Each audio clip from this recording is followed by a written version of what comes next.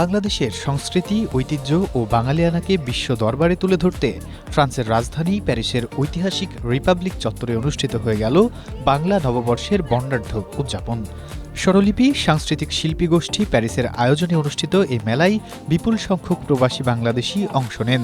এ সময় বিভিন্ন দেশের নাগরিকও এতে অংশ নেন। এর ফলে অনুষ্ঠানটি আরও প্রাণবন্ত ও উৎসবমুখর হয়ে ওঠে।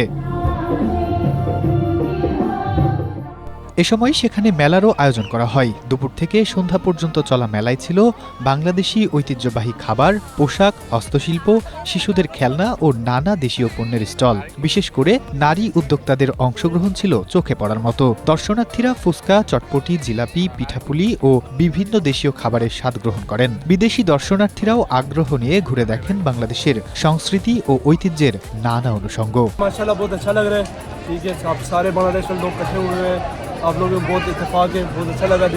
মেলার অন্যতম আকর্ষণ ছিল সাংস্কৃতিক অনুষ্ঠান। বাংলাদেশ থেকে আগত এবং স্থানীয় প্রবাসী শিল্পীদের পরিবেশনায় গান ও নৃত্য উপভোগ করেন উপস্থিত দর্শকরা। লাল সাদা পোশাকে সজ্জিত নারী পুরুষের উপস্থিতি পুরো আয়োজনকে আরও প্রাণবন্ত করে তোলে।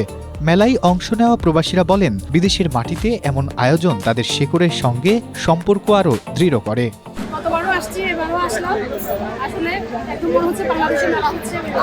নতুন প্রজন্মের কাছে বাংলা সংস্কৃতি ও ঐতিহ্য তুলে ধরতে এই ধরনের আয়োজন গুরুত্বপূর্ণ ভূমিকা রাখছে বলেও মনে করেন তারা। আয়োজকরা জানান, প্রতি বছরের মতো এবারও প্রবাসে বাংলাদেশের সংস্কৃতি তুলে ধরার লক্ষ্যে এই আয়োজন করা হয়েছে। আগামী বছর আরও বড় পরিসরে বৈশাখী মেলার আয়োজনের পরিকল্পনার কথাও জানান তারা।